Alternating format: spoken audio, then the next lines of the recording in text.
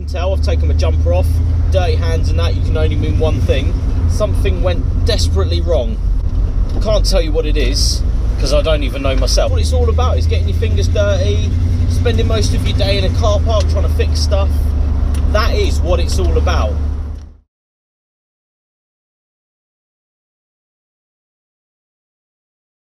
Right, what's up guys? Today, you join me from the driver's seat of my 1966 Cadillac Coupe Deville. I hope you can hear me because this is so loud and everything squeaks, including the little chain thing that I've got on the thing that I have to tuck into there. So, this is actually my car, so of course I'm going to be biased about how I feel about it and why I bought it. So why did I buy it? I grew up loving cars. I used to love the supercars. I used to love, you know, your Dodge Vipers and stuff. I used to love American cars and supercars. So when I started looking, I was looking for a truck, if I'm honest. I wanted, you know, a C10 or an Apache or something like that. Why did I buy this instead of a truck? Now, I looked at a couple of trucks. The truck prices were ridiculous. To get a crappy one, you're still talking mega money, and I just did not see the point in buying one that was mega money and then putting mega money into it for it to just be sat in the garage for most of the year. So instead of buying a truck, I bought this. Now, I always loved Cadillac. I used to be like really into my drums and stuff, so I used to look up, say, to Travis Barker. He was, you know, my idol at the time. He had his own clothing company, he was a professional drummer, you know, all that sort of good stuff. And he had Cadillacs and, you know, all the cool cars that I've always wanted. I used to follow what he always had in his garage, and I always used to, you know, put it into Google and put it into, you know, YouTube of, you know, what he's got. That coupled with watching Dr. Dre videos, which I know sounds like, you know, oh, you're trying to be a gangster rapper and all this bullshit. It's not that. It's not that, trust me. You might look up to a Mark 1 Escort or you know, your supercars as like, oh my God, that's the best thing in the world. I look up to this as the best thing in the world. I actually do. Even your Lambos, like, anyone can buy a Lambo. You can get that on finance, but to buy one of these, I don't think you can just go and buy one. I think it's one of a kind. I really, really do. The second Dr. Dre, Still Dre came out, I was baffled that the cars that he had were jumping up and down on the streets, and they were like they were like nothing I'd ever seen. I'd seen my Ferraris and I'd seen my Lamborghinis, and you know, they just did not give me this sense of, oh my God, that did. And to see something like that with someone driving it down the road just baffled me that, oh my God, these cars exist, they actually drive around, people actually own them, because I only thought those cars were bought and driven by people that, you know, didn't have Lamborghinis and stuff like that. And the fact is that to me, the lowriders were more desirable than the Lamborghinis. So spec-wise, 1966 car, it has air conditioning, climate control, automatic lights, it has an electric bench. These actually came on the spec list with a heated seat. Now obviously this hasn't got a heated seat. No one in Arizona wants a heated seat. So this has the 7 litre big block 429 cubic inch engine in it, which it purrs nicely. You're not gonna get amazing miles per gallon, lighting your pants on fire, burnouts and all this. So inside, it's a lovely place to be. It does not feel the age of the car. I've been in old cars before, haven't driven them, but I've been in them, and they feel old. This just doesn't feel old. All right, the interior's been redone in America before it came over, but it just does not feel its age. Sorry, I'm gonna have to crack a window because the smell of petrol in here is unbelievable. So yeah, driving along, your brakes they're good. I mean, you've got to remember what car you're in. You're not gonna, you know, outbrake Formula 1 cars, but it still stops and it still, you know, performs as you think it would. Do you know what really surprises me? The fact you don't need a coach license with this thing.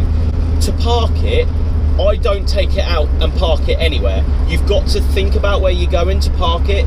Being 19 foot long and the width of a fucking freight train, you've got to remember that is how the car is. I'm quite used to the car. I'm used to driving, you know, on the left hand side with all this size, but it's still quite daunting.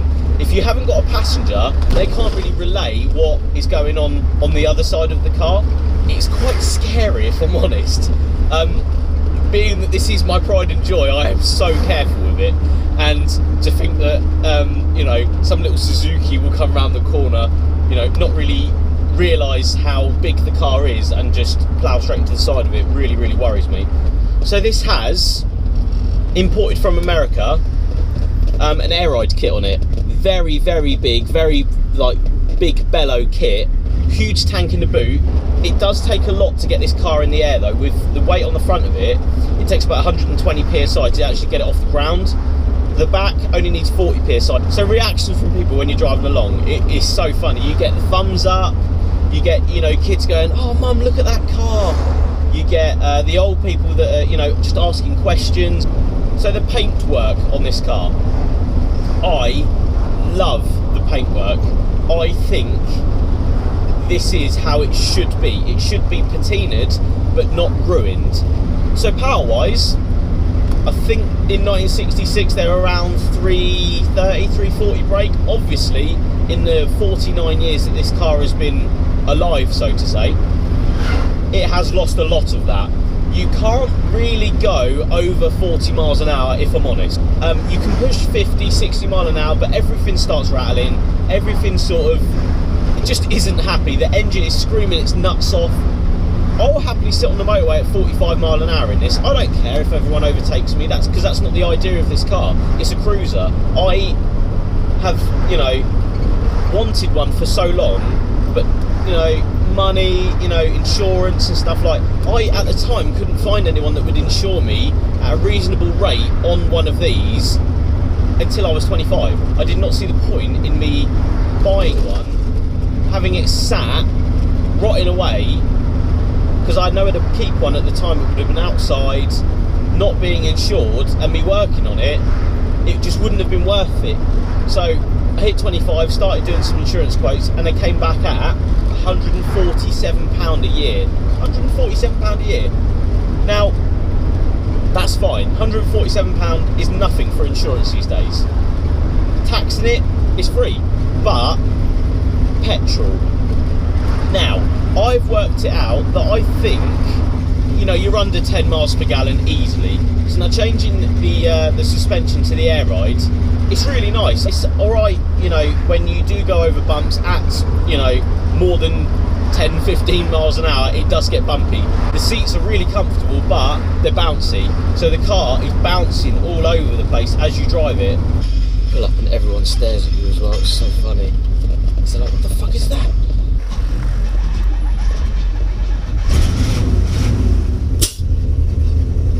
So I've had to open all the windows because now it is absolutely blistering hot. The engine itself gets very, very hot. When you're driving along, all that heat comes towards you in the cabin, so you have to drive with basically the windows open if you don't want to be cooked. So that's just how it is. So we're going to see how the car performs in traffic now. From my previous experience, it doesn't really like it. It gets too hot and everyone stares at you, especially when you're talking to yourself as well, which is even funnier. I just nearly met a massive combine harvester then. That would have been a bad time. So I hope you can all still hear me. I've had to drop the windows down because of the heat and the smell. That's all part of the experience, don't get me wrong. It's definitely needed on a hot day. Thankfully the car is pillarless, so it looks really good. When you're driving to a show and it's 4 o'clock in the morning and you have to drop the windows down and you're freezing your arse off, it's a bit of a different story. So the driving position in this car is fantastic. You're right over the left hand side, so that's, you know, putting you off a little bit.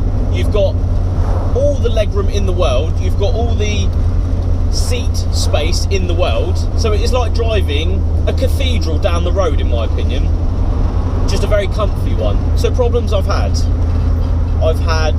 all of the lights go, I've had all of the indicators go, I've had the coil go, I've had the distributor go, but these are all sort of small things in my opinion, but that's only in a year's ownership, and I think that's quite good. Obviously I've only done like under 1,000 miles in it, so for a coil distributor and all of the electrics to sort of start playing up in that space of time, you sort of get over it when you're driving it, and the smile on your face when people are like putting their thumbs up, like, wow, look at that car, you know.